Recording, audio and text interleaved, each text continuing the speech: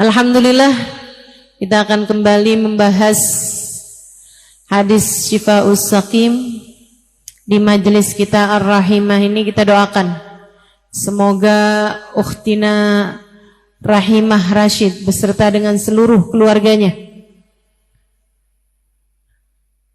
senantiasa dalam limpahan rahmat ridha Allah SWT. Panjangkan umurnya, disehatkan badannya, dimudahkan urusannya, dimurahkan rizkinya, kabulkan hajat-hajatnya, semakin dicintai Allah SWT dan Rasulnya. Para ustadzah kita, Ustadzah Khadijah Asgaf terutamanya, kita doakan semoga senantiasa dalam limpahan rahmat ridha Allah, sehatkan badannya, panjangkan umurnya, diberkahi kehidupannya. Ustadzah Khadijah dan seluruh keluarganya insyaallah senantiasa dalam pandangan kasih sayang dan rahmat dari Allah Subhanahu wa taala. Amin. Para hubabah, para syarifah, para pimpinan-pimpinan pondok pesantren, pimpinan-pimpinan majelis ta'lim, segenap panitia, segenap tim hadrah, semoga semuanya selalu dalam kasih sayang Allah, dalam penjagaan Allah, dalam bimbingan Allah Subhanahu wa taala, dan juga semua yang hadir di majelis ini, baik ibu-ibu, kakak-kakak, adik-adik, anak-anak, yang semoga semuanya selalu dalam limpahan rahmat ridha Allah Subhanahu wa taala, selalu dalam kasih sayang dan bimbingan Allah Subhanahu wa taala, selalu dicinta Allah Subhanahu wa taala, dan selalu dalam syafaat serta kasih sayang baginda Nabi besar Muhammad sallallahu alaihi wasallam insyaallah, serta semua dari kita dikaruniakan ilmu yang manfaat, ilmu yang jadi cahaya bagi kehidupan kita dunia dan akhirat. Amin ya rabbal alamin. Hari ini kita akan bahas hadis yang nomor 9 dari huruf jim. Ya, hadis nomor 9 dari huruf jim. Hadis yang sangat terkenal sekali nih ya. Bunyinya al-jannatu tahta aqdamil ummahat. Ini anak-anak PAUD juga pada apal nih hadis ini.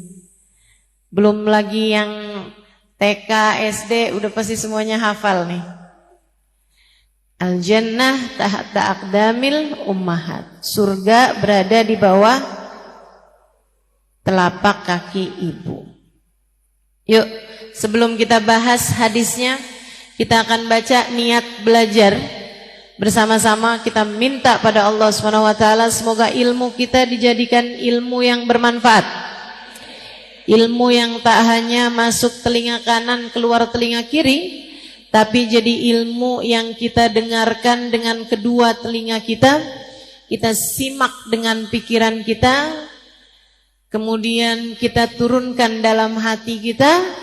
Allah jadikan cahaya untuk menyinari seluruh organ tubuh kita, seluruh anggota tubuh kita, dan Allah jadikan cahaya untuk memandu kita menjalani kehidupan di atas muka bumi ini hingga kita hidup dalam keadaan baik dan meninggal dunia dalam keadaan baik. Kita niatkan ilmu kita pada hari ini sebagai ilmu yang mendekatkan kita kepada Allah, mendekatkan kita kepada Rasulullah, mendekatkan kita kepada jalan surga, dan mendekatkan kita kepada kesalehan diri kita insyaallah. Jadikan kita hamba-hamba Allah yang semakin hari semakin salehah. Amin. Ikuti sudah saya. Bismillahirrahmanirrahim. Bismillahirrahmanirrahim. Nawaitu ta'allum wa ta'lim. Nawaitu ta'allum wa ta'lim. Wan naf'a wal intifa'. Wan naf'a wal intifa'. Wal mudzakarah wat tadhkir. Wal mudzakarah wat tadhkir. Wal ifadah wal istifadah. Wal ifadah wal istifadah. Wal hitha 'ala التمسك والحث على التمسك بكتاب الله بكتاب الله وسنة رسول الله وسنة رسول الله صلى الله عليه وآله وسلم صلى الله عليه وآله وسلم والدعاء إلى الهدى والدعاء إلى الهدى والدلالة على الخير والدلالة على الخير ابتغاء مرضاته ابتغاء مرضاته وقربه وثوابه وقربه وثوابه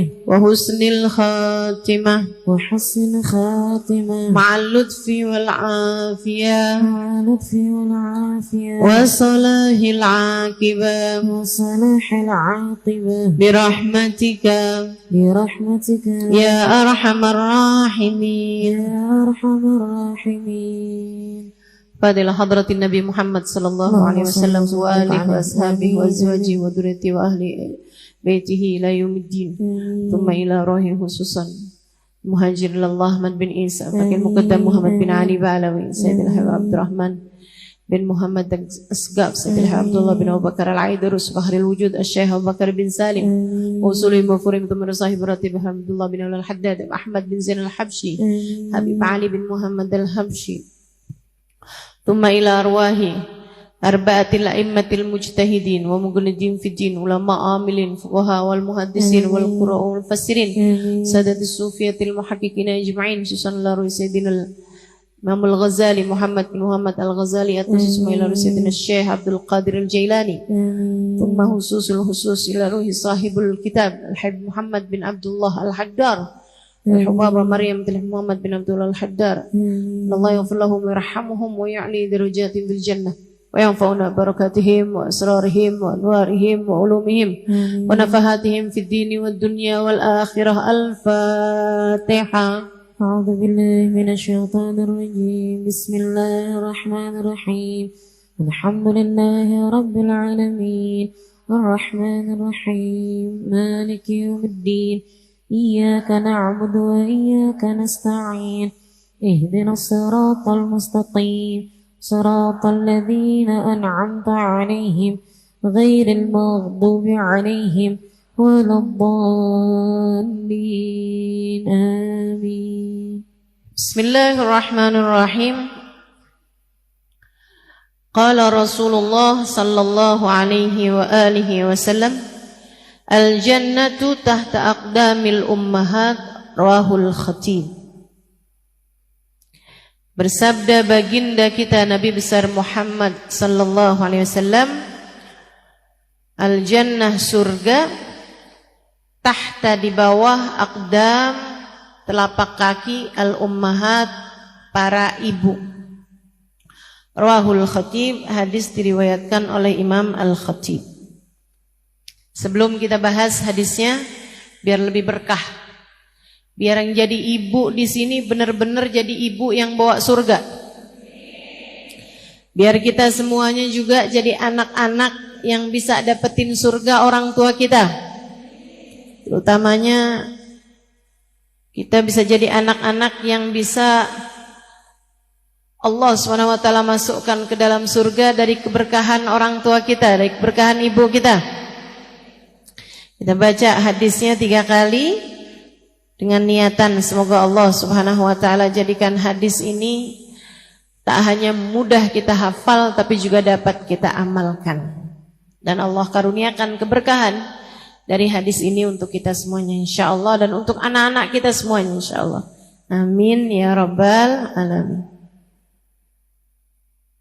Bismillahirrahmanirrahim. Qala Rasulullah sallallahu alaihi wasallam, al-jannatu tahta aqdamil ummahat rawahul khatib.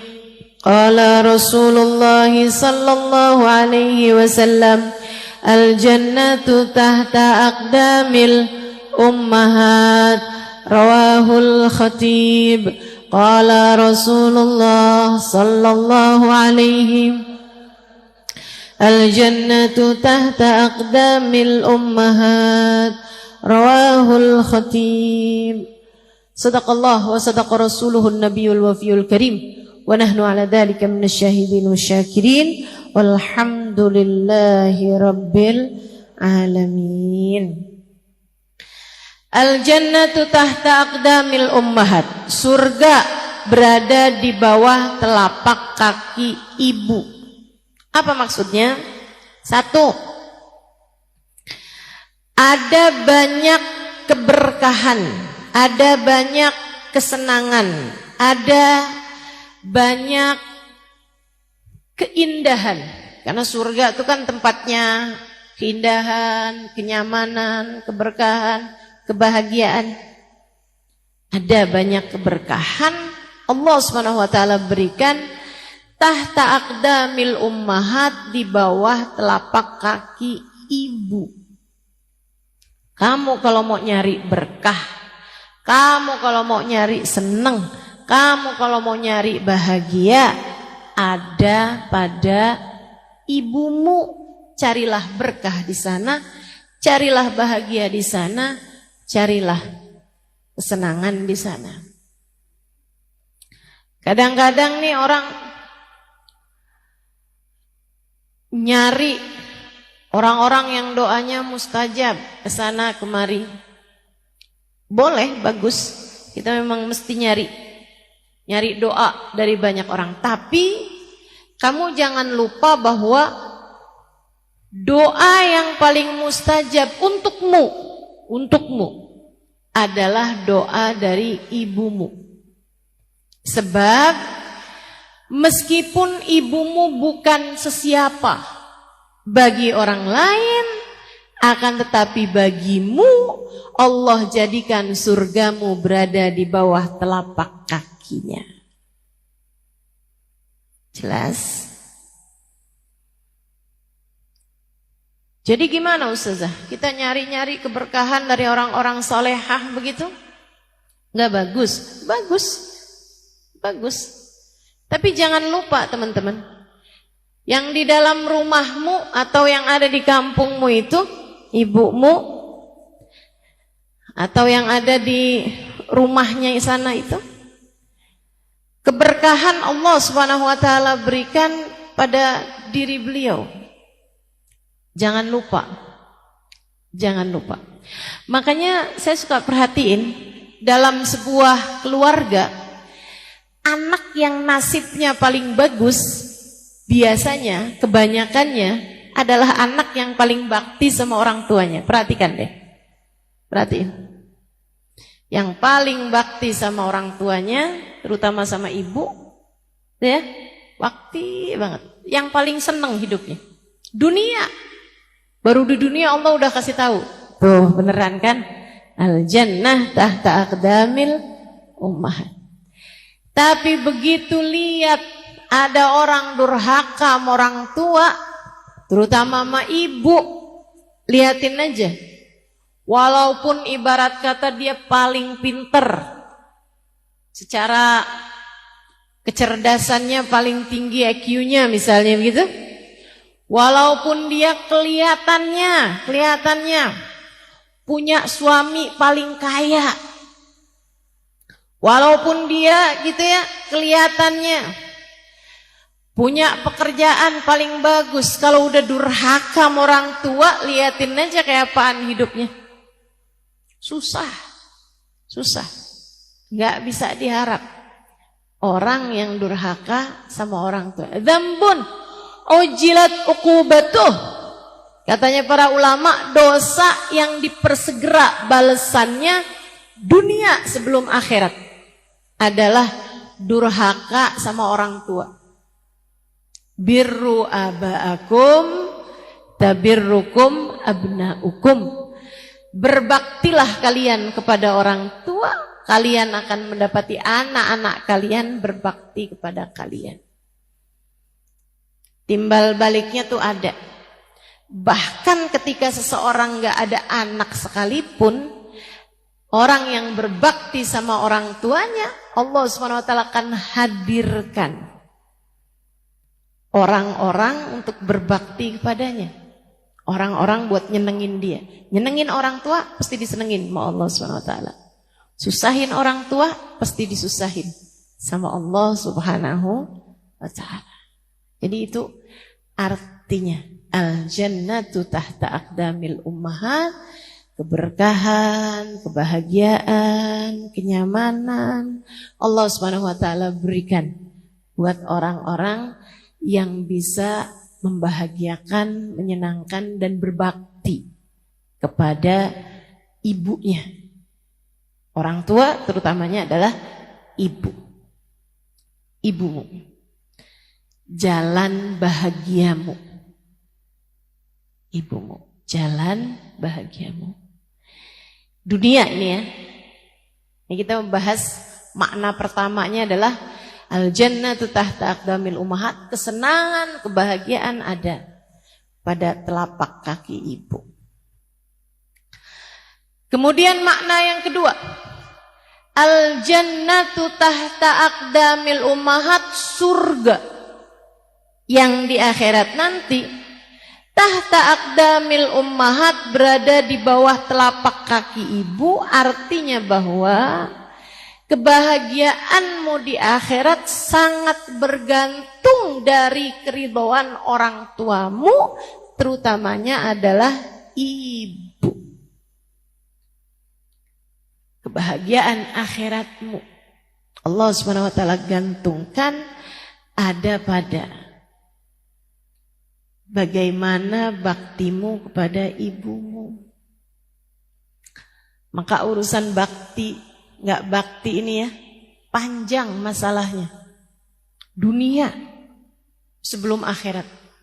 Dan kau udah nyampe di akhirat, itu kan nggak ada ceritanya balik lagi. Wih, ternyata bener nih. Katanya Ustazah Halimah, balik lagi ah. Nggak bisa. Nggak bisa. Tidak ada di antara kita yang sekarang menjalani hidup di masa percobaan. Nggak ada. Semuanya lagi jalanin hidup yang sekarang, ya udah yang sekarang ini. Makanya kita benar-benar minta sama Allah, ya Allah bimbing, ya Allah bimbing, ya Allah bimbing. Ya Allah jangan tinggalin, ya Allah jangan tinggalin, ya Allah jangan tinggalin. Teman-teman sekalian, ada satu hadis Nabi Muhammad SAW tentang orang tua yang paling saya seremin. Mau dengar? Terserem juga loh. Hadisnya Nabi Muhammad bunyinya kayak gini. Nabi lagi cerita. Ana awwalu man dakhalal jannah wala fakhr. Aku adalah orang pertama yang membuka pintu surga. Dan aku tidak bangga atas hal tersebut. Tapi walaupun Nabi Muhammad orang pertama masuk surga karena beliau yang pegang kuncinya, seperti yang sering saya sampaikan padamu, Nabi Muhammad hanya akan berdiri di atas mimbar beliau, di atas menara, di atas mimbar yang telah Allah Subhanahu wa ta'ala siapkan untuk beliau, di samping kiri arsy. Kenapa kiri? Padahal biasanya Nabi paling suka yang serba kanan. Karena yang kiri itu yang paling dekat sama jembatan Sirat. Di atas itu Nabi Muhammad mau lihat umatnya ketika lewat jembatan tersebut. Banyak yang selamat, terutama yang kelompok-kelompok pertama. Habisnya Nabi Muhammad lewat tuh pada selamat tuh. Masuk mereka ke dalam surga. Mereka langsung menikmati nikmat-nikmatnya surga. Makanya sama orang di dunia ini biasa-biasa aja lah teman-teman. Suamimu kalau masuk surga duluan gak nyariin kamu tahu. Bisa jadi udah langsung kawin sama bidadari-bidadari. Tapi saya bilangin juga, kamu juga gitu. Kalau kamu masuk surga duluan sebelum suamimu, kamu juga gak bakalan nyari suamimu. Walaupun nggak nyari bidadara, Tapi udah langsung akan menikmati nikmat-nikmatnya surga. Nabi Muhammad nggak gitu. Dilihatin. Semakin banyak nih, ribuan, bahkan mungkin jutaan masuk dalam surga. Tahu ada tuh. Di atas jembatan dia kemudian tergelincir kakinya mau masuk ke dalam neraka. Allah kasih lihat wajah Nabi Muhammad. Kan yang pertama lewatin jembatan ini kan umatnya Nabi Muhammad dulu. Walaupun yang kurang-kurang soleh juga, walaupun yang kurang-kurang solehah juga duluan daripada yang soleh-soleh dari umatnya nabi-nabi yang terdahulu. Ada yang ketika jatuh dilihat wajahnya Nabi Muhammad yang berdiri di atas mimbar tadi itu, kemudian dia pun memanggil, wa sayyidah wa muhammadah wa nabiyah. Aduh Nabi Muhammad tolongin saya, Rasulullah tolongin saya. Kata Nabi Muhammad, wa inni akhidun bi ujazikum minan nar. Akulah yang akan menarik lengan kamu sampai kamu enggak sempat masuk neraka. Kita ketarik duluan sama Nabi Muhammad. Diberdiriin lagi menabi di atas jembatan sampai masuk surga dengan syafaat Nabi Muhammad. Maka yang masukin orang ke dalam surga itu dua, rahmatnya Allah dan syafaatnya Nabi Muhammad. Sampai ketika umatnya nih udah lewat semuanya nih, ternyata ada orang-orang yang waktu turun dari jembatan nih nggak dikasih lihat wajahnya Nabi, jadi sempat masuk ke dalam neraka. Tapi mereka umatnya Nabi. Sehingga kita udah beres nih umatnya Nabi Muhammad lewat di atas jembatan, yang di bawah-bawah di dalam neraka. Tapi mereka umat Nabi Muhammad tentu saja, karena memang yang lewat baru umat Nabi Muhammad. Maksudnya umat zaman akhir ini. Ada di antara mereka yang kemudian memanggil Nabi Muhammad sallallahu alaihi wasallam. Wah Nabiyah, wah Sayyidah, Rasulullah jangan dulu, kami masih di sini. Fasajadtu lillahi sajdah, kata Nabi Muhammad. Aku pun sujud pada Allah Subhanahu wa taala.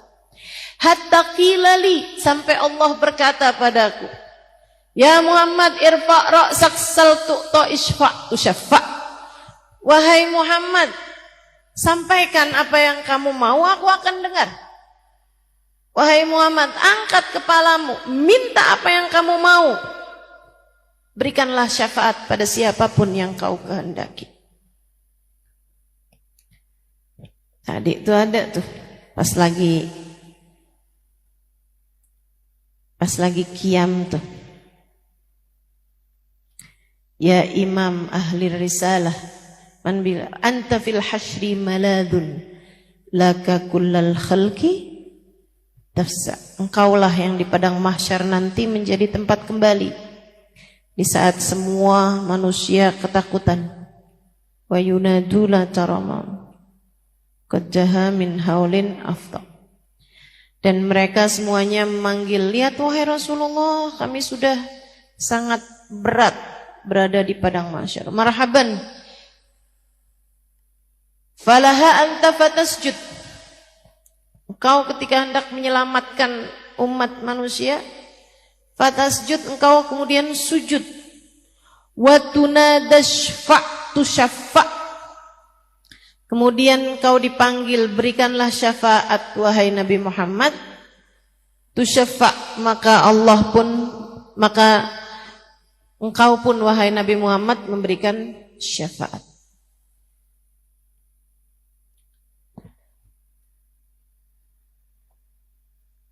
Saudara sekalian, mereka manggil-manggil Nabi Muhammad. Nabi sujud sampai Allah bilang, angkat kepalamu wahai Muhammad. Minta apa yang kamu mau. Berikan syafaat kepada siapapun yang kau kehendaki. Nabi kemudian mengangkat kepalanya. Allah tanya, wahai Muhammad, ama radit, apakah kamu enggak ridho? Aku dah perkenankan kepadamu surga. Tak pernah dilihat mata, tak pernah didengar telinga, tak pernah terbersit di hati seorang manusia. Katanya Nabi Muhammad, terima kasih ya Allah atas nikmat surgamu. Terima kasih atas nikmat surgamu. Tapi engkau yang tahu, aku tak bisa menikmati surga selagi umatku masih berada dalam neraka. Nabi Muhammad. Makanya memang kenapa yang semestinya paling kita cintai lebih daripada siapapun, Nabi Muhammad SAW.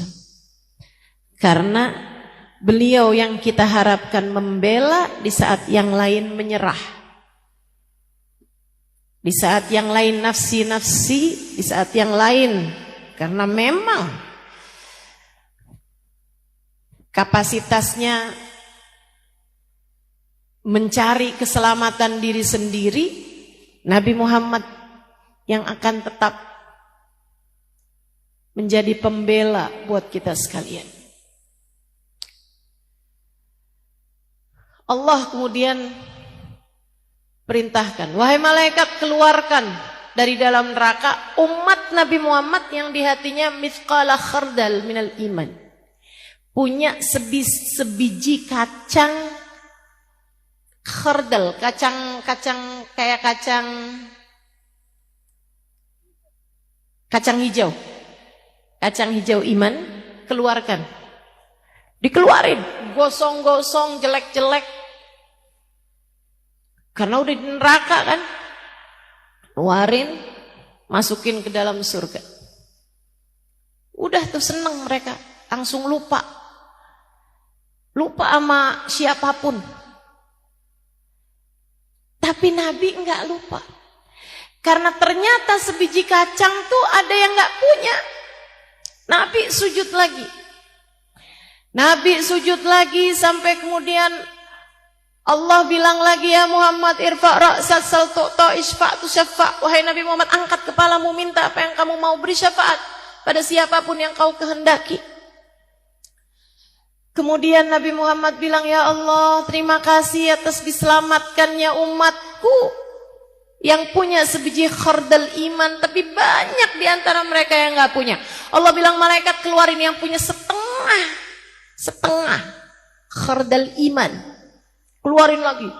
Jutaan teman-teman. Jutaan orang. Masukin ke dalam surga. Nabi masih sujud lagi karena masih ada di dalam neraka dengan suara parau. Wa sayyidah wa Muhammadah, Nabi Muhammad tolongin, Nabi Muhammad tolongin. Teman-teman saya sekalian, makanya sering saya sampaikan padamu, kalau ada orang bilang Nabi Muhammad kan manusia biasa, ngapain kamu berlebih-lebihan sama Nabi Muhammad? Jangan percaya.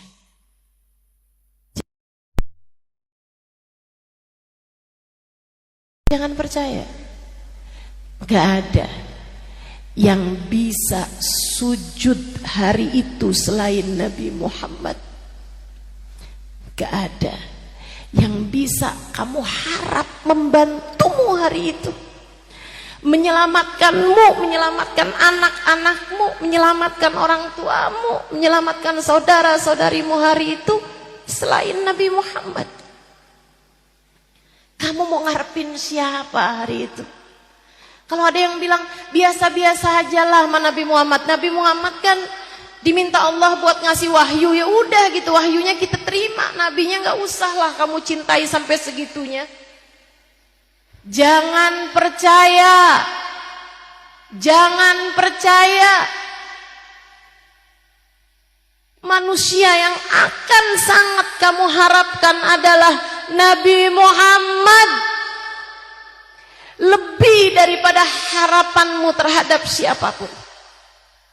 Saudaraku sekalian yang saya muliakan, sampai Allah kemudian berikan perintah kepada malaikatnya, wahai malaikatku, keluarkan yang punya setitik debu iman. Setitik debu iman dalam hatinya keluarin. Dikeluarkanlah mereka. Selesai? Belum. Masih Nabi Muhammad dengar suara kecil, sayup-sayup. Karena mereka berada di dalam neraka yang lebih bawah lagi. Nabi sujud lagi. Ya Allah, terima kasih. Tapi masih ada umatku yang ada dalam neraka. Ya Allah, keluarkanlah ya Allah. Saya masih mendengar suaranya memanggil-manggil nama saya. Saudara sekalian, yang enggak jadi umatnya Nabi, hari itu enggak bisa panggil Nabi. Ini yang paling kita takutkan. Ini yang paling kita takutkan. Makanya saya selalu berdoa, ya Allah, saya senang jadi umatnya Nabi Muhammad. Tetapkan saya jadi umat Nabi Muhammad dimanapun dan kapanpun. Sebab selagi kita masih dianggap sebagai umat Nabi Muhammad, kita masih punya peluang untuk diselamatkan.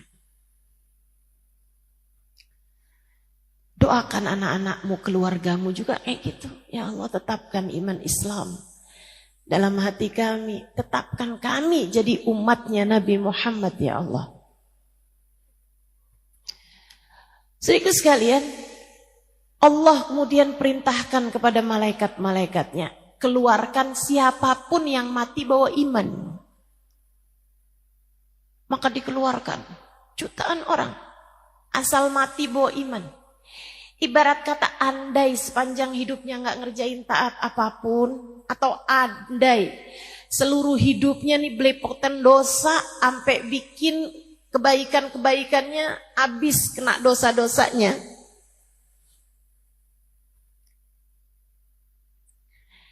Asal dia matinya bawa iman, Allah Subhanahu wa taala keluarkan dia dari dalam neraka. Udah tuh, habis mereka keluar, Nabi udah mau siap-siap dong. Artinya yang tersisa ini kan yang matinya nggak bawa iman, bukan umatnya Nabi Muhammad. Kalau dia nggak percaya sama Nabi Muhammad,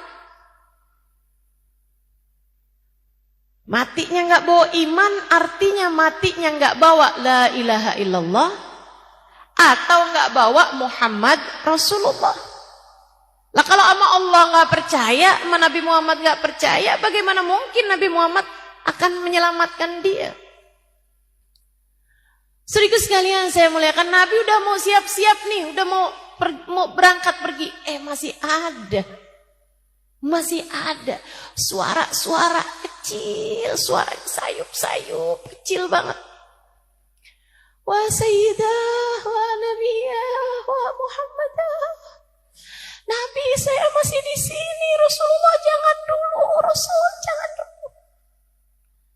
Fasajadtu lillahi sajdah. Kata Nabi, saya pun sujud lagi sama Allah.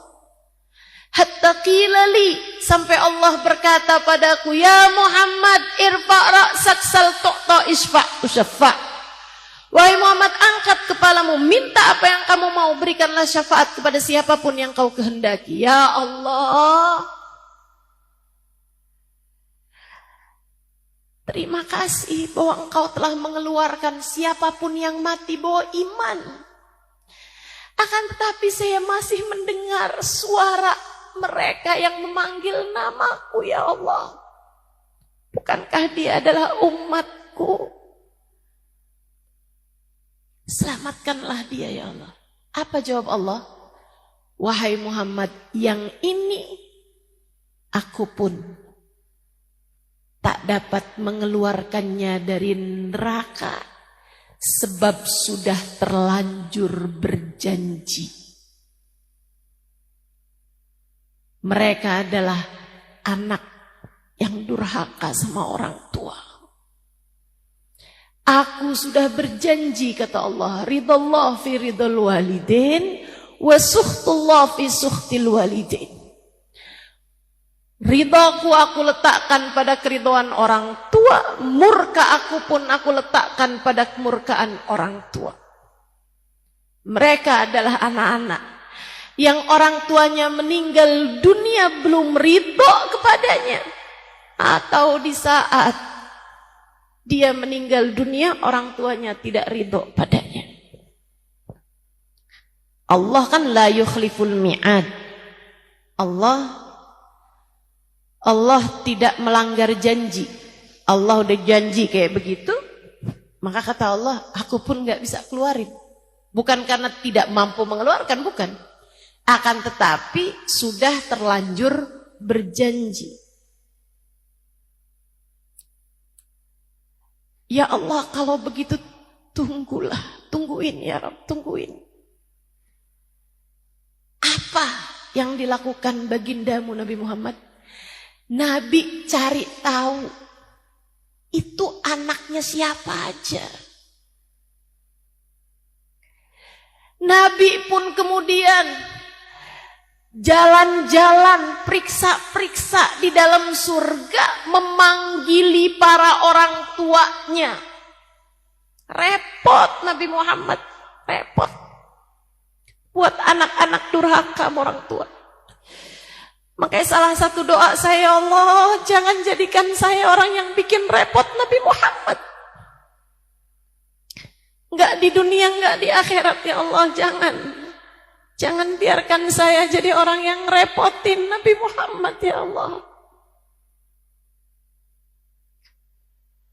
Kalaupun enggak bisa jadi seseorang yang membahagiakan hati Nabi, memiliki umat kayak saya, misal kejauhan kan, andai pun saya setidaknya minta pada Allah Subhanahu wa taala agar saya jangan jadi seseorang yang bikin repot Nabi Muhammad sallallahu alaihi wasallam.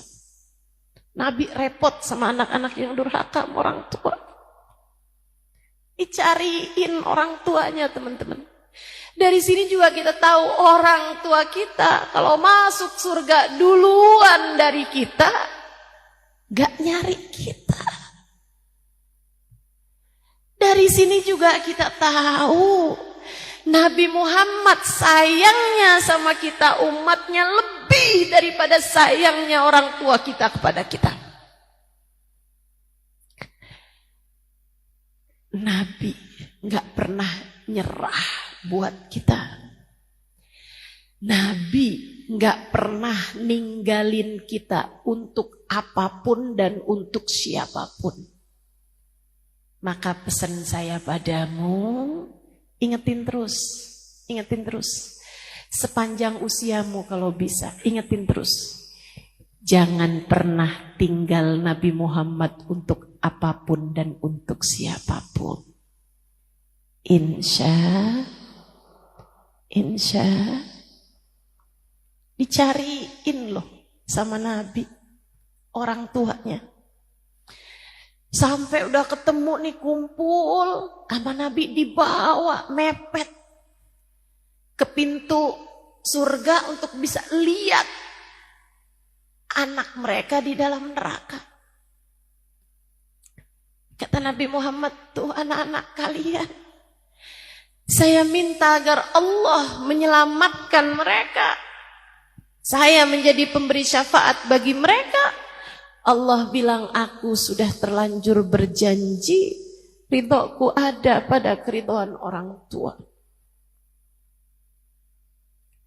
Kata Nabi Muhammad, saya mohon pada kalian para orang tua dari umatku, ridhoilah anak kalian agar mereka dapat masuk ke dalam surga Allah dengan syafaatku.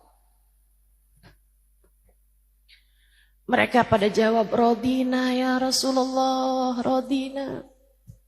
Kami ridho wahai Rasul, kami ridho wahai Rasul, kami ridho wahai Rasul. Fasajadtu sajdah. Aku pun kembali sujud pada Allah Subhanahu wa taala.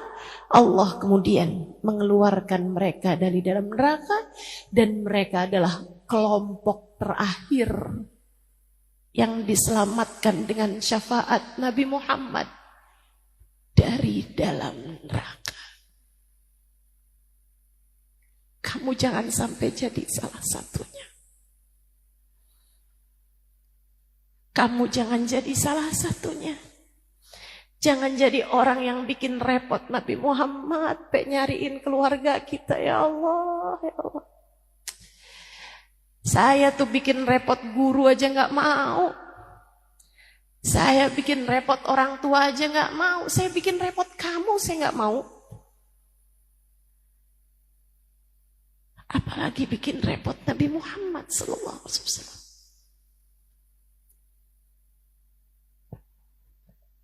Bukankah kamu juga begitu? Kamu mau bikin repot saya? Kan enggak. Yang ada kan kepengen nyenengin, bukan ngerepotin.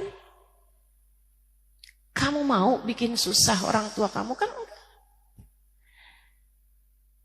Maka jangan bikin susah Nabi Muhammad. Jangan nambahin kerjaannya Nabi Muhammad, teman-teman. Yuk. Semoga kita semuanya jadi anak-anak yang bakti sama orang tua. Ketika kita meninggal dunia, orang tua kita ridho sama kita. Ketika orang tua kita meninggal dunia, mereka sudah ridho kepada kita. Amin. Ya Rabbal Alamin. Jadi surga yang ada di sana erat kaitannya sama keridhaan orang tua kita. Itu arti dari al-jannatu tahta aqdamil ummahat. Surga berada di bawah telapak kaki ibu. Makna ketiga.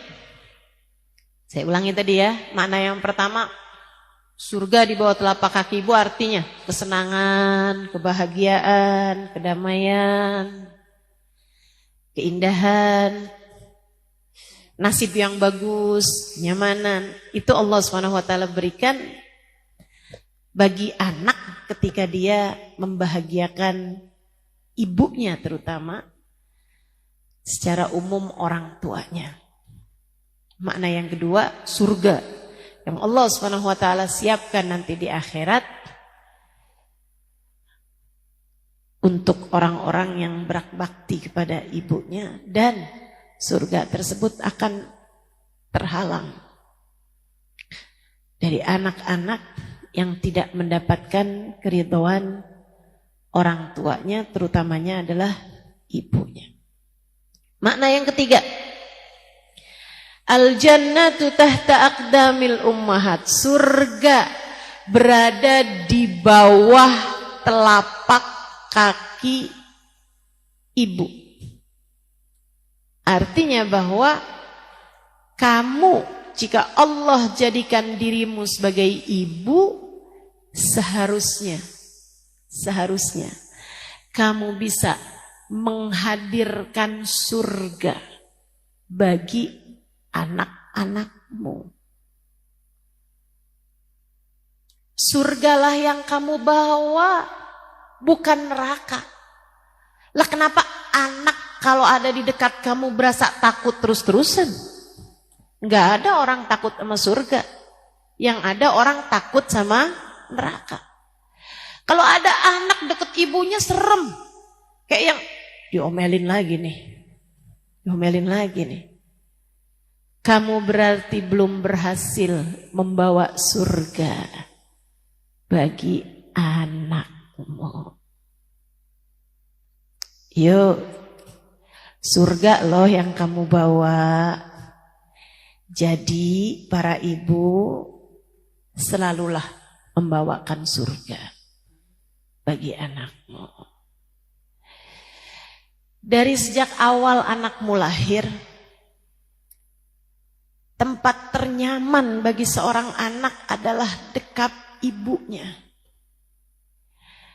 Makanya yang paling kesian, saya ngelihat anak kecil paling kesian tuh yang ibunya meninggal. Itu kayak, sebab bagi seorang ibu, anak adalah bagian dari dunianya. Sementara bagi seorang anak, ibu adalah seluruh dunianya. Maka kalau ada ibu melahirkan meninggal dunia, anaknya selamat, ya Allah, ya Allah. Saya bayanginnya aja udah sedihnya, mudah-mudahan Allah gantikan. Allah gantikan sosok ibunya dengan sosok yang lain yang dapat menyayanginya. Walaupun ada juga ibu-ibu yang ada tapi malah justru enggak bisa menghadirkan surga bagi anaknya. Yang enggak sayang sama anaknya. Yang paling saya sebelin nih, sebagai saya perempuan yang Allah enggak kasih saya anak, saya paling sebel sama para ibu. Dengerin saya. Saya lagi mau curhat sama kamu. Saya paling sebel sama perempuan yang kalau dia lagi sebel sama bapaknya, dia kemudian nyakitin anaknya. Ada di sini? Mana coba orangnya? Saya mau lihat nih orang-orang yang sebenarnya saya sebelin. Bisa-bisanya anak kamu tuh salah apa? Ada orang-orang tua yang kayak begitu. Sebel sama bapaknya yang dipukulin anaknya. Habisnya ustazah memukulin bapaknya, kan saya gak kuat. Astagfirullah. Terus ntar bapaknya juga gitu. Ada beberapa bapak yang kalau sebel sama istrinya, yang disakitin anaknya. Anak kamu tuh manusia, bukan ring tinju. Astagfirullah, astagfirullah. Enggak gitu ya Bu ya. Enggak gitu ya Kak ya. Jangan. Jangan. Sebagai ibu, yang kamu bawa untuk anak-anakmu adalah surga. Surga. Biarkan anakmu ngerti definisi surga dari dirimu. Biarkan anakmu ngerti tentang kasih sayang Allah lewat kasih sayangmu. Biarkan anak-anakmu belajar tentang cinta kasih Nabi Muhammad terhadap umatnya lewat dirimu.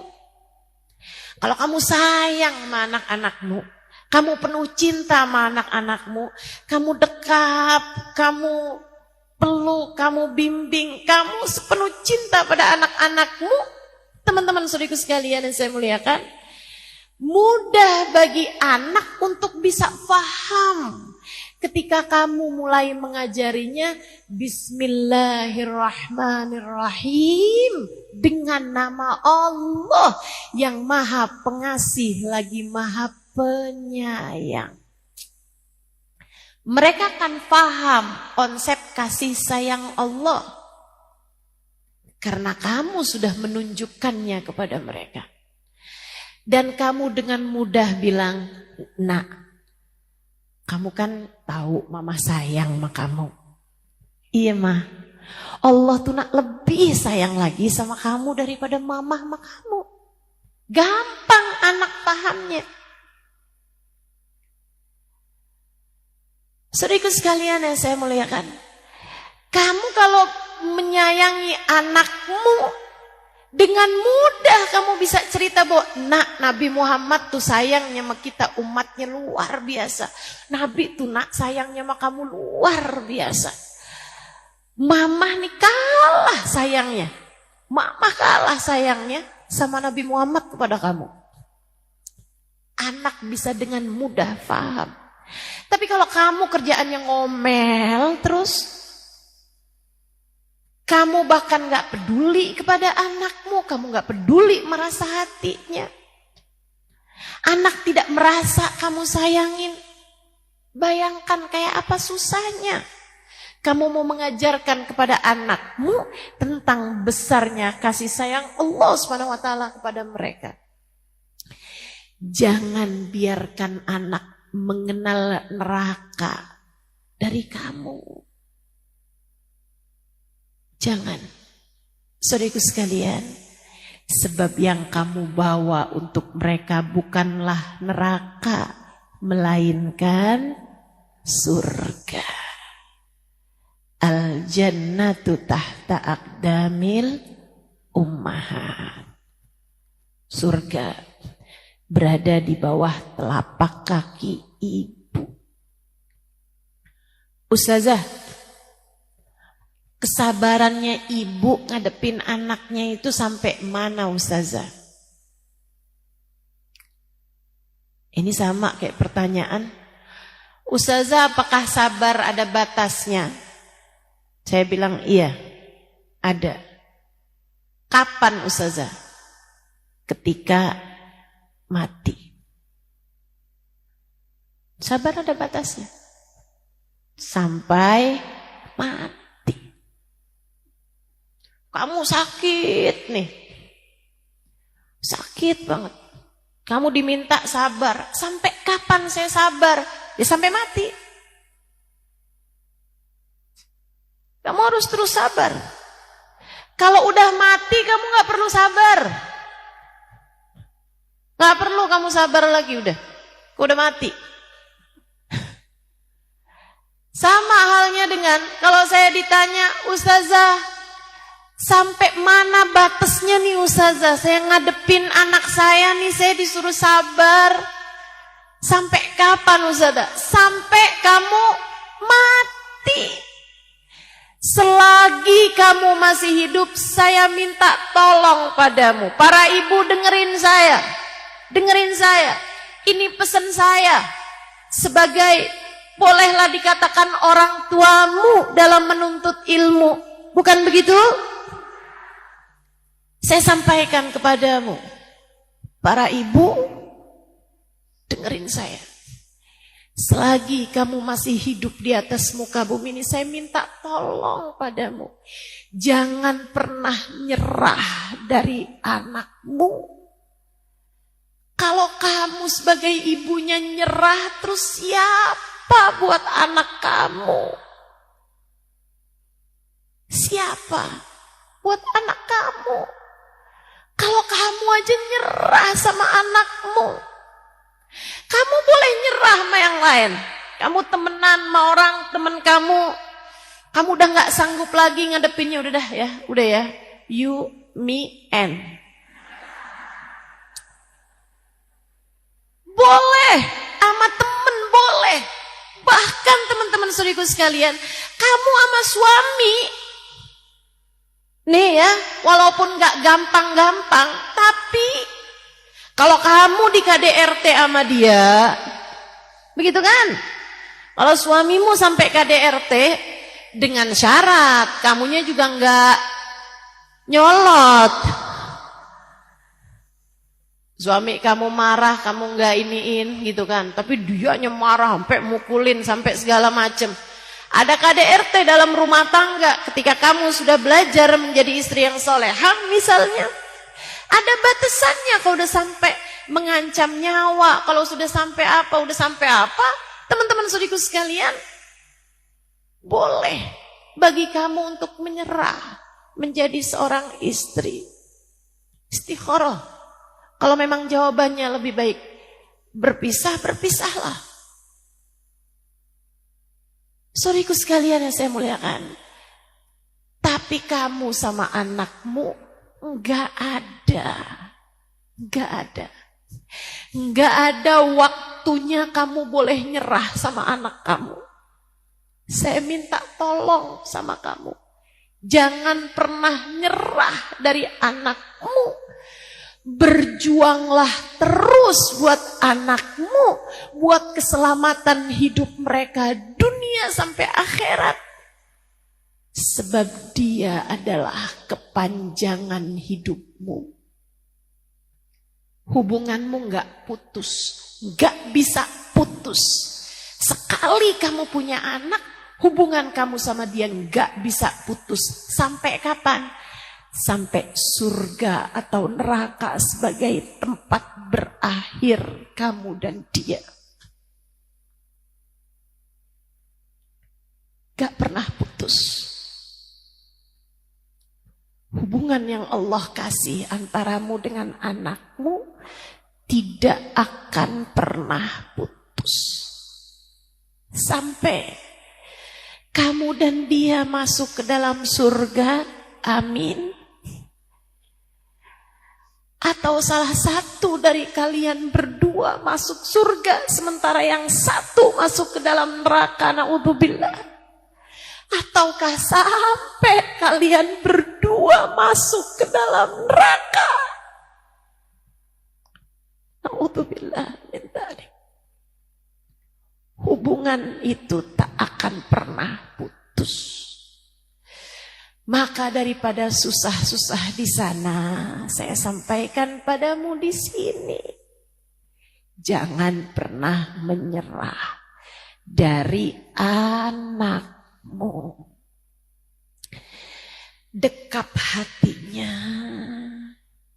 sentuh jiwanya, dengarkan ucapannya.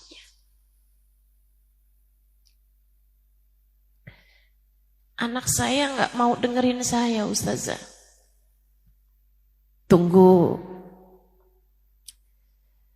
Anak kamu nggak pernah dengerin kamu, atau kamu yang selama ini malas untuk mendengarkan anakmu. Jangan terus-terusan bertanya,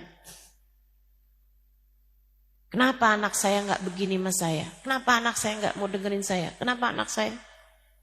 Bertanyalah, apakah kamu sudah menjadi ibu yang baik bagi mereka?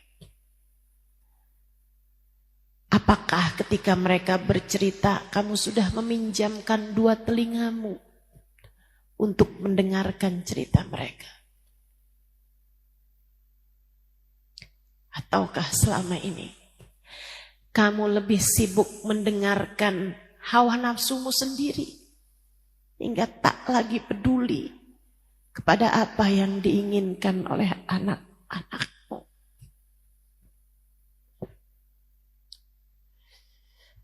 Bu, anak-anak itu nggak minta macem-macem kok. Hal terbesar yang mereka perlukan darimu adalah cinta. Hal terbesar yang mereka butuhkan darimu adalah kasih sayang. Percayalah saya. Enggak, kamu enggak harus jadi perempuan-perempuan hebat. Perempuan-perempuan yang punya gelar akademis. Atau kamu harus jadi ustadzah yang hafal banyak hadis, hafal banyak ayat. Itu perlu kalau kamu pegang mic kayak saya. Tapi kalau kamu sekedar mau jadi ibu yang baik bagi anak-anakmu, kamu gak perlu itu semuanya, teman-teman. Yang kamu perlukan hanya satu. Sayangi anakmu. Sayangi anakmu. Dan tunjukkan itu kepada mereka. Sayangi anakmu. Tunjukkan itu kepada anak-anakmu biar mereka tahu. Ada banyak orang tua. Anak umuran SD. Kerjaannya ngomel mulu. Kok baju seragam kamu kotor? Kok kamu ketinggalan bukunya? Kok kamu belum ngerjain PR? Kamu udah marah mulu kerjaannya. Kadang-kadang sampai kamu cubit. Pas anaknya udah tidur di waktu malam diliatin, anaknya nyesel. Terus dia bilang, maafin mama ya nak. Anakmu lagi tidur. Kamu pikir anakmu udah sakti sampai bisa mendengar ucapanmu di saat dia tidur? Kenapa? Apa masalahmu? Gengsi ustazah mau minta maaf sama anak. Buang gengsimu teman-teman, buang. Enggak ada perlunya. Apa yang mau kamu pertahankan dari gengsimu itu? Minta maaf sama anak, minta maaf. Nanti dia manja ustazah, enggak ada ceritanya begitu. Enggak ada ceritanya begitu.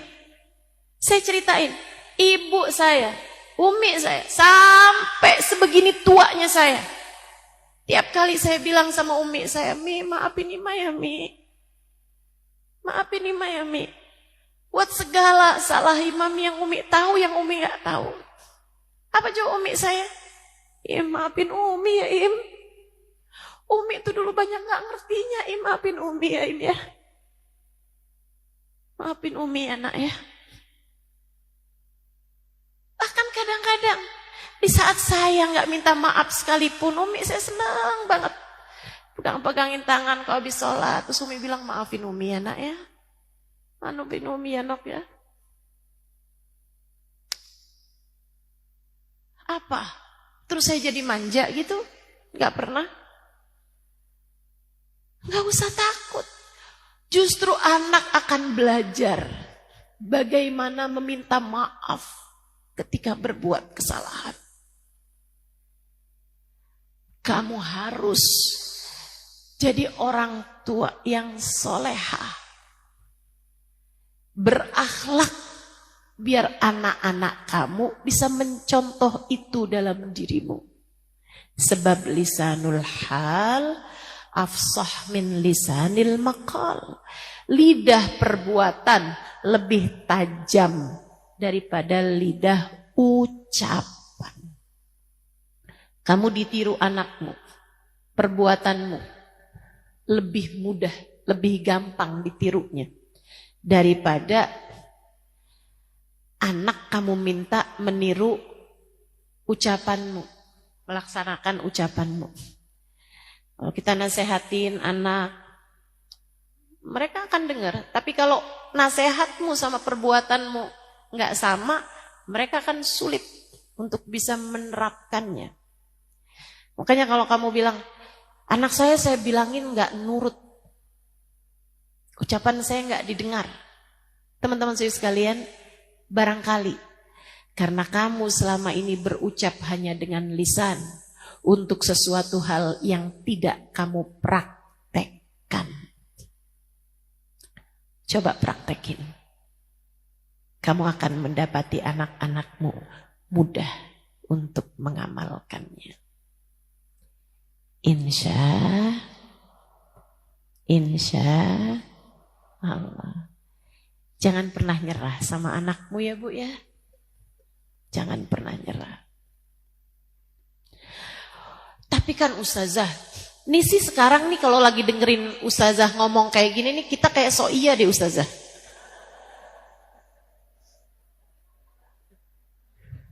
Betul? Ustazah gak tahu sih rasanya. Kalau anak numpahin, kalau ada anak jatuhin handphone, ustazah gak tahu rasanya.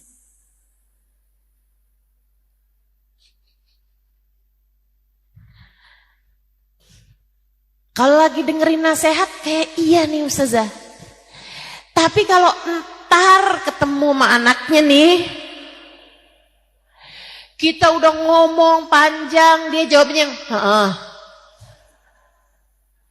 Kamu kok nggak dengerin mama? Dengar. Tapi kamu sambil mainan HP dengar. Nyebelin tahu ustazah. Begitu. Saya kasih tahu tipsnya. Tip biar sabar.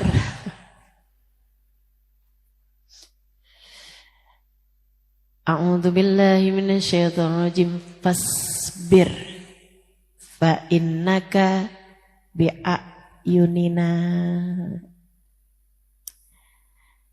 Firman Allah kepada Nabi Allah Nuh alaihi salam. Fasbir fa innaka bi'ayunina. Kata Allah, bersabarlah kamu. kamu sedang dalam pengawasan kami. Bu, kamu bisa akan lebih sabar kalau kamu ngerti dan kamu imani, kamu rasakan bahwa kamu sedang dalam pengawasan Allah. Gini nih, ini bayangin aja ya, bayangin. Walaupun mudah-mudahan kejadiannya nggak pernah terjadi nih, tapi bayangin aja. Kamu lagi di supermarket sama anak kamu.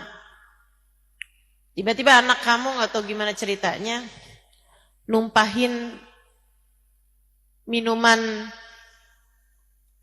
kotak. Ya gimana gitu tumpah.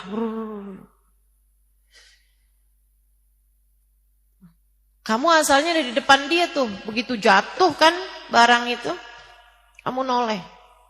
Kamu lihat tuh anak kamu habis numpahin barang kayak gitu. Kamu kayak gimana kira-kira?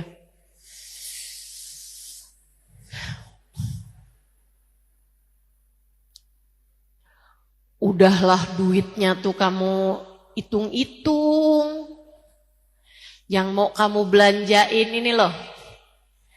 Udahlah ngepas-ngepas. Nih tahu-tahu ada anak numpahin, ini kan mesti kita bayar. Kamu lagi mau gitu. Kamu lagi mau jewer tuh anak, kamu lagi mau cubit tuh anak. Tiba-tiba di lorong itu saya lewat.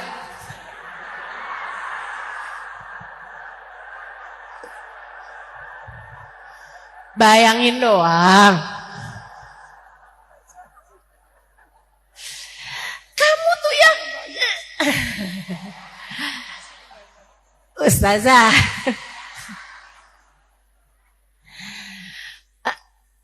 Anak saya Ustazah.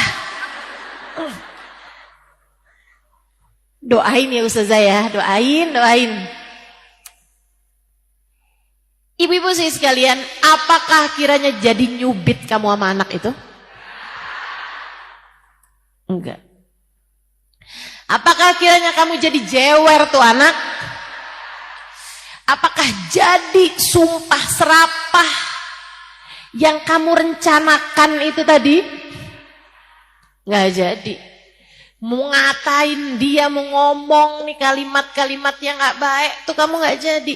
Kamu langsung saat itu juga kamu berubah menjadi lebih sabar sama anak kamu itu. Hanya karena kamu tahu bahwa saya mengawasimu. Kamu harus tahu Allah mengawasimu. Rasakan itu dalam dirimu. Fasbir kata Allah. Kamu bakalan bisa sabar kalau kamu mengingat fa innaka bi'ayunina, bahwasanya kamu berada dalam pengawasan kami. CCTV kami semuanya terarah kepadamu. Berani kamu mau cubit anak kamu? Berani kamu jewer anak kamu? Berani kamu ngata-ngatain anak kamu? Sedangkan aku pemiliknya mengawasimu.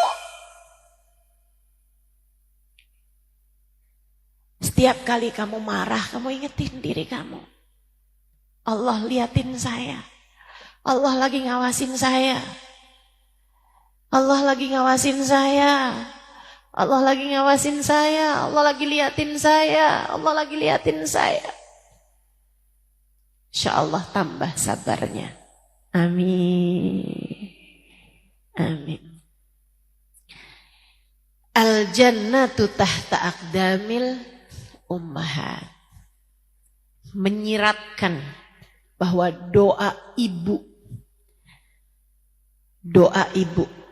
adalah doa yang sangat mustajab buat anaknya. Bahwa ibulah yang akan paling mudah untuk membawa surga bagi anaknya di akhirat. Dengan doa-doa indah ibu tersebut. Teman-teman saudaraku sekalian yang saya muliakan, itu tadi yang saya sampaikan. Jangan pernah nyerah. Jika bahkan anak kamu tuh gak bisa kamu kuasai secara fisik, Anak kamu lagi bandel dan dia lagi jauh. Udah agak dewasa nih ya. Anak bandel jauh pula, nggak di depan mata kamu. Atau bahkan anak kamu bahkan udah menikah. Nggak bisa kamu samperin, nggak bisa sering kamu deketin, nggak bisa. Kamu katakan padanya apa yang seharusnya kamu katakan. Apa nih Ustazah yang tersisa ketika saya tidak bisa merengkuh dia dengan pelukan hangat? Ketika saya nggak bisa dekat dengan anak saya secara fisik, alhamdulillah, saya rasa doa masih bisa kamu lakukan. Jangan menyerah selagi sujud panjang masih dapat kamu lakukan. Jangan nyerah selagi tengadah tangan bersama dengan air mata hangat mengalir dari kedua matamu. Doa-doa tulus masih bisa kamu langitkan untuk anakmu. Jangan pernah menyerah. Angkat tanganmu minta kepada Allah. Ya Allah, saya sayang anak saya ya Allah. Tolong sayangi anak saya ya Allah. Maafkan saya yang tidak cukup mendidiknya di masa kecilnya ya Allah. Saya minta kepadamu ya Allah, ampuni dosa saya atas hal itu. Dan hanya Engkau yang dapat melakukannya ya Allah. Bimbinglah anak saya ke jalan-Mu. Kembalikan anak saya ke jalan-Mu ya Allah. Kembalikan anak saya ke jalan-Mu ya Allah. Jangan pernah nyerah dari anakmu, Bu. Jangan pernah nyerah dari anakmu. Ustazah, anak saya dosanya udah gede, Ustazah. Dosanya luar biasa, Ustazah. Jangan nyerah, jangan nyerah, jangan nyerah. Terus langitkan doa terus. Nabi Muhammad bilang doaul walidah li waladiha kadu'ain nabi li ummati. Doa ibu buat anaknya setara doa nabi bagi umatnya. Mustajab. Mustajab. Saya sering ceritakan padamu cerita ini. Disampaikan Hubabah Syarifah di kedatangan beliau beberapa waktu lalu, beberapa tahun lalu. Hubabah Syarifah ada cerita.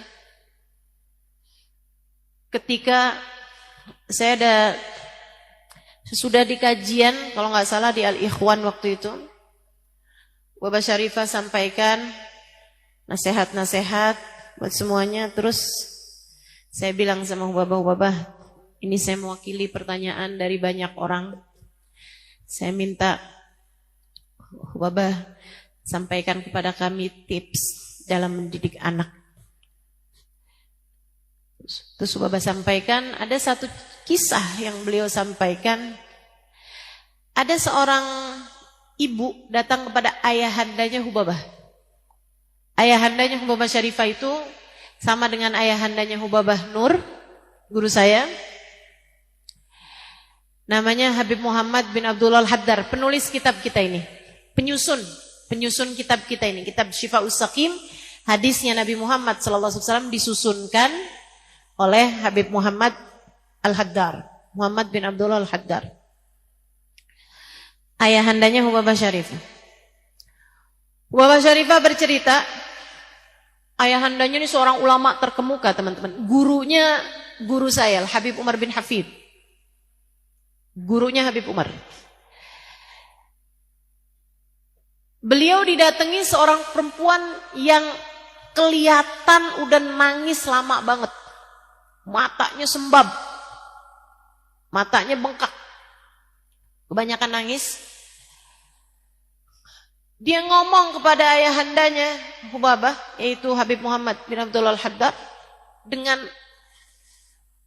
dengan wajah pucat, mata sembab, badan gemeteran. Habib, doain saya, Habib, tolong doain. Doain anak saya, Habib. Saya udah nggak ngerti lagi gimana mesti ngadepin anak saya, Habib. Ya Allah, Habib, anak saya, Habib. Tolong, Habib.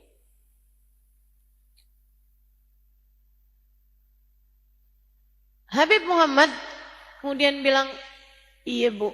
Dia ceritain kenakalan anaknya ini kepada Habib Muhammad bin Abdul Al-Haddad.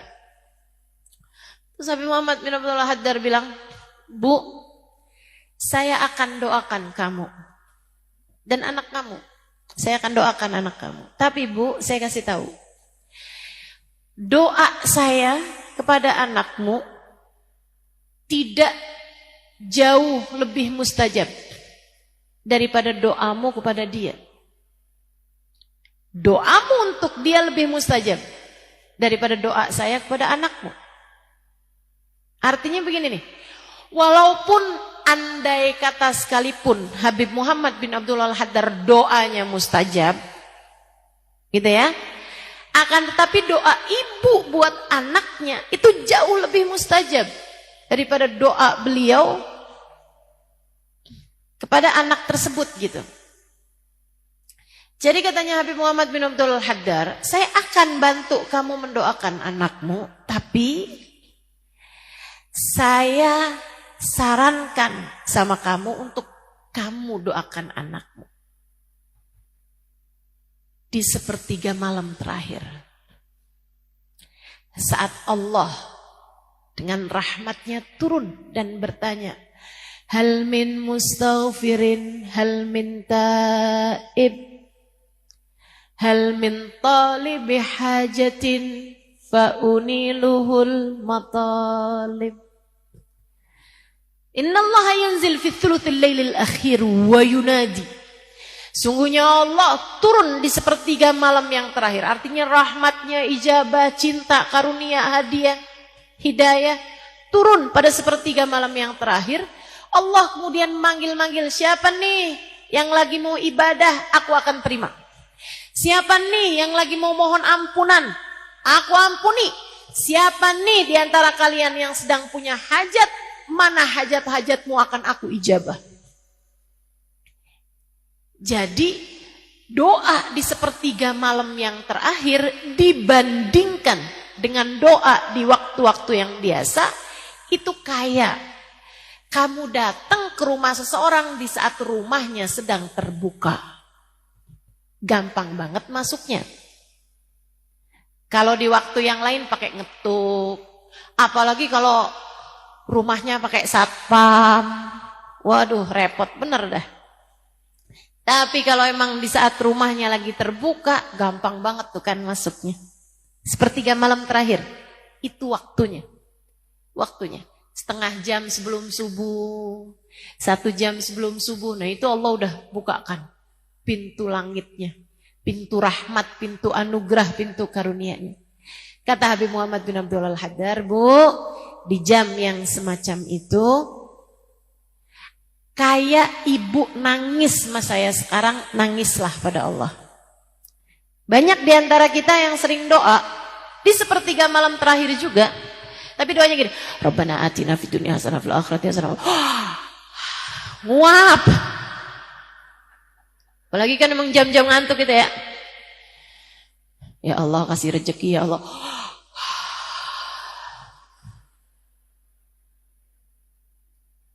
Kayak gak serius gitu. Kata Habib Muhammad, kayak kamu nangis sekarang di hadapan saya, nangislah kamu di sepertiga malam yang terakhir kepada dia yang hati anakmu berada dalam kendalinya, nasib anakmu berada dalam genggamannya. Dikerjain. Ini enak nih. Kalau punya jamaah, punya murid gitu ya. Nggak usah banyak-banyak tapi modelannya ngamalin gitu. Enak bener tuh kayak gitu. Dia amalin tuh apa yang disampaikan sama Habib Muhammad bin Abdullah Al-Haddad. Mulai malam itu dia bangun tahajudnya, habis selesai sholat dia angkat tangannya dengan linangan air mata, ya Allah tolongin anak saya, ya Allah tolongin anak saya. Ada banyak ibu-ibu yang suka nanya sama saya, Ustazah, saya kalau doain anak doanya kayak gimana? Bu, doa itu urusan minta. Minta itu yang penting tulus. Pakailah bahasamu sendiri saat minta pada Allah Subhanahu wa taala. Saat kamu minta sama Allah, pakailah bahasamu sendiri. Enggak usah mikir-mikirin bahasa-bahasa yang indah. Ya Allah, hambamu bersimpuh di pintumu. Kayak nggak pantas gitu ya, yang modelannya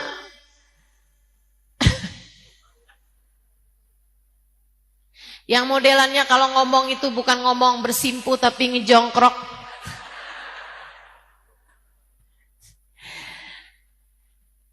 Udahlah, pakai bahasamu sendiri. Ya Allah, saya sedih, anak saya kayak gitu. Ya Allah, tolongin anak saya, kenapa ya Allah? Lihatin saya ya Allah, biar saya bisa jadi ibu yang benar buat anak saya. Anak saya tolong lihatin ya Allah, biar dia bisa jadi anak yang benar ya Allah. Saya minta padamu ya Allah. Ya Allah, yang ridho sama anak saya ya Allah, yang ridho sama anak saya, yang ridho sama saya ya Allah sebagai ibunya ya Allah.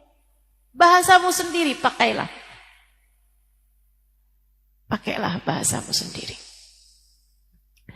Allah Maha mendengar doa yang keluar dari hati. Innallaha la yaqbal doa min qalbin la ghafilin lahin. Kata Nabi Muhammad sallallahu alaihi wasallam. Allah enggak ijabah doa dari hati yang lalai, lahin, yang dia kemana-mana hatinya. Doa yang enggak keluar dari hati, hanya keluar dari lisan, enggak akan sampai kemana-mana teman-teman. Biarkan doamu keluar dari hatimu yang terdalam. Kalau perlu, air matamu tumpahkan kepada Allah. Ustazah katanya enggak boleh tuh curhat sama Allah. Ya kalau kamu curhat ngata-ngatain orang sih ya enggak boleh. Ya Allah, engkau enggak lihat apa saat saya didolimin. Lah itu kamu enggak boleh ngomong kayak begitu sama Allah. Ya Allah, di mana karmamu ya Allah? Bukankah engkau adalah Maha membalas? Balaslah dia ya Allah. Kata Allah, yang pengen dibalas kamu, kenapa kamu ikut sertakan aku? Itu enggak boleh. Apalagi kalau kamu ngomong kayak begini, ya Allah, dosa apa saya ya Allah sampai punya anak kayak begitu? Malaikat bakalan jawab, ya banyak. Dosa kamu ya banyak. Enggak gitu. Tapi dengan linangan air mata kamu bilang, ya Allah, ampuni dosa-dosaku ya Allah. Kasihanilah diriku, kasihanilah anakku. Pandang kami dengan pandangan kasih sayangmu. Lihatin saya ya Allah, hambamu. Kalau saya meminta kepadamu engkau tidak ijabah, saya harus minta ke siapa lagi ya Allah? Kalau saya doa udah di sepertiga malam terakhir semacam ini, dan engkau enggak ijabah juga ya Allah, di waktu kapan lagi aku harus meminta kepadamu ya Allah? Kabulkan, meskipun belum layak. Ijabah ya Allah, meskipun diri ini belum pantas. Minta doa, diamalkan sama perempuan ini, ibu ini, 1 tahun, 2 tahun, 3 tahun, 4 tahun. Doa itu enggak instan, teman-teman. Enggak kayak kamu bikin telur ceplok. Kamu doa sekarang kemudian langsung diijabah. Saya udah doa loh Ustazah buat anak saya nih Ustazah, tapi kok belum diijabah juga ya Ustazah. Kapan kamu doa? Tadi malam. Ada waktunya teman-teman. Doa itu menurut saya, apalagi untuk kebaikan-kebaikan semacam ini ya, kayak orang lagi nanem. Ya kamu tanam sekarang nih benih yang bagus-bagus. Nanti dia akan tumbuh perlahan, perlahan, perlahan. Setiap kali kamu doa tuh kayak siraman air ke tumbuhan tersebut. Tumbuh, tumbuh, tumbuh. Tambah gede, tambah gede, tambah gede. Setahun, 2 tahun, 3 tahun, 4 tahun, baru itu tumbuh buahnya. Makanya kalau kamu lihat sekarang, anak kamu yang sekarang adalah hasil dari doamu di masa lalu. Enggak Ustazah, anak saya bandel. Ya kamu mungkin gak pernah doa. Anak kamu yang sekarang itu adalah hasil dari perbuatanmu di masa lalu. Kalau kamu kepengen anak kamu bagus ke depannya, berdoalah dari sekarang. Doa terus. Sampai ketemu Baba Syarifah. Ya Allah luar biasa. Dapat kayak 10 tahun kemudian gitu. Nggak ada anak lebih soleh daripada anak itu. Hafal Quran di usia remaja. Dia tiap malam sholat tahajud dengan membaca 10 juz Al-Quran. Sampai orang di kampung tuh yang pada punya anak gadis berharap semua biar dia jadi mantu perempuan tersebut. Dari anak yang ibunya datang dengan mata sembab menangis karena anaknya bandel, anaknya nggak dengar omongan ibunya, anaknya ngerjain kesalahan-kesalahan dan dosa-dosa, anaknya susah diajak baik, sampai bisa jadi anak paling soleh di kampung tersebut. Berkah apa? Berkah doa ibunya. Makanya saya juga kalau ngelihat diri saya nih, teman-teman, saya tuh ya emang EQ lumayan lah ya, tapi nggak yang kira-kira berapa ya EQ-nya Ustazah itu ya? Ya jongkok sih enggak sih. Tapi enggak yang kecerdasan sampai berapa gitu, enggak. Tapi saya ngerasa, mudah-mudahan bukan kegeeran saya aja. Saya ngerasa ilmu saya tuh ilmu yang berkah. Nyatanya hari ini kamu bisa mendengarkan. Kan gitu?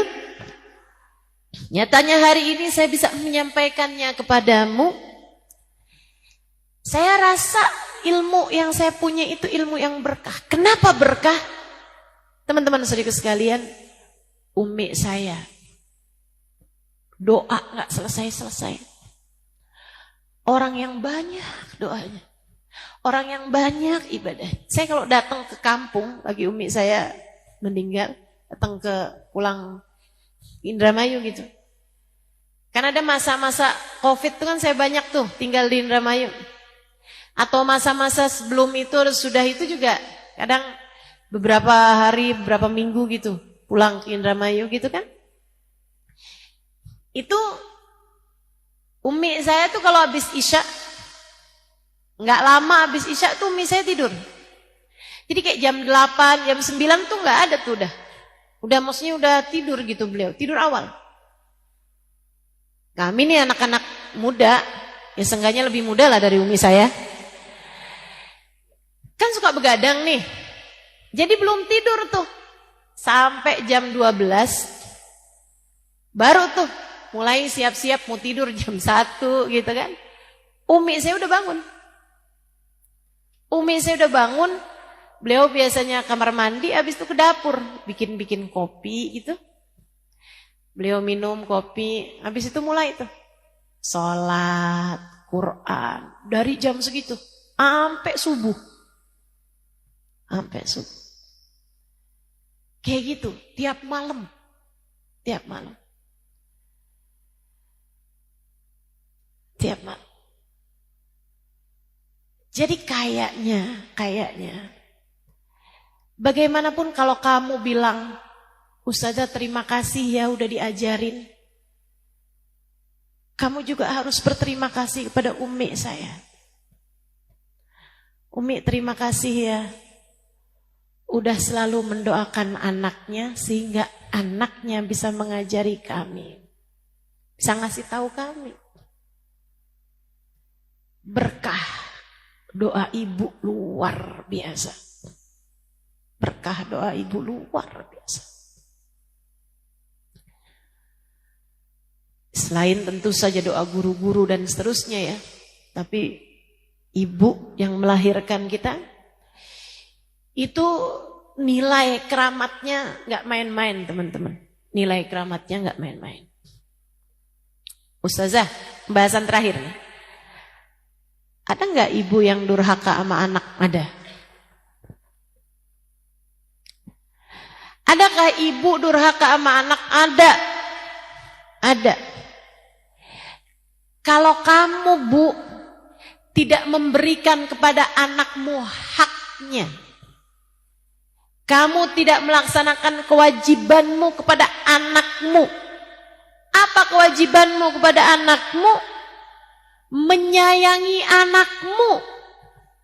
Kewajibanmu kepada anakmu adalah mengenalkan anakmu kepada Allah. Mengenalkan anakmu kepada Allah. Kalau kamu tidak melaksanakan itu, kamu gak pernah kenalin anakmu kepada Allah. Sebaliknya, kamu selalu kenalkan anakmu kepada dunia. Nah, belajar yang rajin, biar nanti sekolah kamu tuh benar. Awas ya, kalau sampai rapotnya ada merahnya, mama gak mau lagi terima kamu sebagai anak mama. Mama gak mau kenal lagi sama kamu. Kalau kamu tuh gak pinter, nanti kamu tuh gak bisa kerja. Nanti kalau kamu gak bisa kerja, di masa tua mama nanti mama kayak gimana coba? Lah? Kamu durhaka sama anak kamu. Anak kamu tuh manusia baru. Kamu manusia lama. Iya kan? Saya kalau ngelihat anak kecil bu, saya selalu mikir begitu. Ya ampun, manusia baru nih. Enggak perhatiin anak-anak kamu tuh. Ngelihat apa aja takjub. Ngelihat langit, takjub. Ngelihat lampu, takjub. Ngelihat kamu mamahnya dia takjub. Manusia baru, segalanya mempesona bagi mereka gitu kan. Kamu harus bisa mengenalkan kepada mereka apa yang sesungguhnya mempesona. Apa sesungguhnya yang besar. Apa sesungguhnya yang hebat. Dengan cara kenalkan mereka kepada Allah. Allahu Akbar. Nah, Allah lah yang maha besar. Semua urusan yang lain-lain kecil, nak. Selagi Allah ridho padamu, nak. Selagi Allah ridho padamu, nak. Cari ridho Allah, nak. Cari ridho Allah. Kalau kamu tuh sering-seringnya lihat tuh enak tuh kalau punya, kalau jadi kaya, noh, liatin noh, yang jadi kaya, noh, enak. Kamu harus jadi orang kaya. Pokoknya ya, selagi kamu belum bisa beliin mama rumah di Pondok Indah, kamu mama anggap belum berbakti sama mama. Kamu ibu, bukan preman. Kamu ibu, bukan tukang palak. Teman-teman seriku sekalian yang saya muliakan, jadi ibu yang benar, sayangi anakmu. Kalau kamu tidak melaksanakan kewajibanmu sebagai ibu yang baik pada anakmu, kesaktianmu hilang. Kesaktianmu hilang. Doamu gak lagi mustajab. Terutama ketika mendoakan kebaikan-kebaikan bagi anakmu. Makanya ada anak cerita sama saya, Ustazah saya punya orang tua. Kerjaannya mukulin kami anak-anaknya Ustazah. Sering banget jumpahin kamu. Neraka lo, durhaka sama gue. Gimana nih ustazah, kita takut? Nggak usah takut. Dia yang mestinya takut sama kamu, saya bilang. Ini yang disampaikan Sayyidina Umar bin Khattab kepada seorang ayah. Ketika ayah tersebut ngadu, ya Rasulullah, anak saya nggak ngurusin saya, wahai Rasul. Anak saya nggak peduli sama saya, wahai Rasul. Anak saya pelit sama saya, wahai Rasul. Wahai Sayyidina Umar. Ya Amiril Mukminin Umar bin Khattab, anak saya nih nggak peduli sama saya, anak saya pelit sama saya. Anak saya nggak sayang sama saya. Saya udah tua kayak begini nih, nggak disayangin sama anak saya. Dipanggil sama Sayyidina Umar anaknya. Ditanya, bagaimana perlakuan bapak kamu kepada kamu? Anaknya dengan linangan air mata bercerita, yang saya ingat dari perlakuan bapak saya adalah kerasnya tamparan-tamparannya, menyakitkannya pukulan-pukulannya. Betapa sedihnya ketika saya ditolak oleh orang tua saya, dihardik, diomelin, dimarahin. Kalimat-kalimat keji keluar dari lisan bapak saya. Apakah bapakmu mengajakmu mengerjakan sholat? Gak pernah. Apakah bapakmu menceritakan kepadamu tentang bagaimana Nabi Muhammad? Gak pernah. Sayyidina Umar kemudian memanggil bapaknya dan berkata padanya, Aqaqta waladak qabla an yahuqqaka huwa. Kamu yang duluan durhaka sama anakmu sebelum anakmu sekarang jadi durhaka sama kamu. Jangan sampai kamu jadi ibu yang semacam itu. Jangan. Jangan. Ingetin ucapan saya. Ini adalah kalimat-kalimat terakhir nih sebelum kita tutup majelis ini. Dengerin saya para ibu, dengerin saya para ibu. Kalau bukan kamu yang sayang sama anakmu, siapa lagi?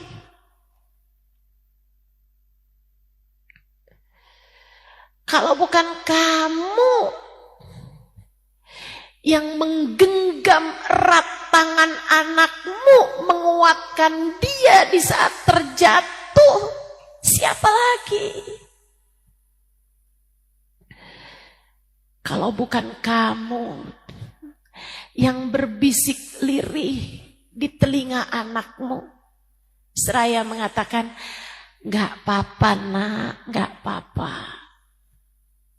Kamu gak berhasil kali ini, gak apa-apa. Semua baik-baik saja." Kalau bukan kamu yang menguatkan hati anak-anakmu, siapa lagi? Kalau bukan kamu yang mendekap erat hati anakmu, siapa yang akan menghangatkan kala dunia membuatnya menggigil kedinginan? Ayo, jangan biarkan anakmu ketakutan.